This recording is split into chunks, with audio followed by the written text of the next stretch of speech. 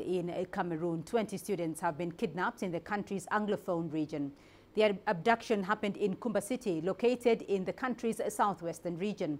Gunmen also kidnapped the school's principal. The latest kidnapping comes 2 weeks after 80 students were returned after being abducted.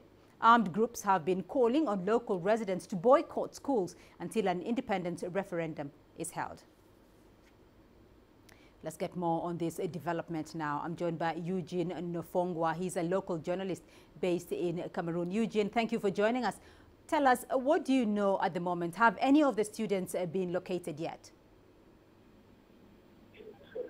Thank you very much for having me. Yes.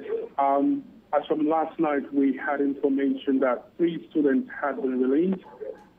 This morning, there is news coming out from the school in Kumba in the southwest region of Cameroon that the rest of the students and the teacher have been released. As you point out, it's been a long-standing strategy of the separatists to ensure that schools do not return. And this school, like the one in the northwest region, is a boarding school, which have been operational in spite of the threat from the separatists. Again, this looks like a message to boarding schools that they would also have to shut down. Eugene, do we know yet who is behind this kidnapping? This happened in the Anglophone region of Cameroon. You have mentioned separatists there. Do we know exactly who is behind this? Right now, nobody again has claimed this kidnap, but the authorities, military sources, say that they suspect they were terrorists. There was a gunfight last night to three of the students.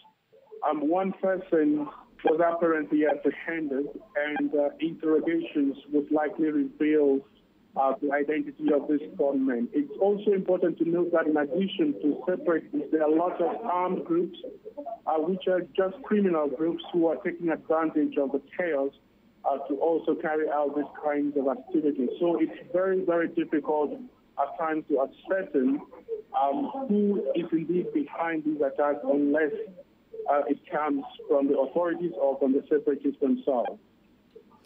We understand parents have begun withdrawing students from schools following this latest incident, even though you had mentioned earlier that this is a warning for boarding schools not to accept students. What is the government saying, though, in regards to these events? The government has so far insisted that they are going to ensure that the activities of the separatists are brought to an end. But there's no indication that that's going to happen anytime soon, because on both sides, there's kind of digging in on their respective positions.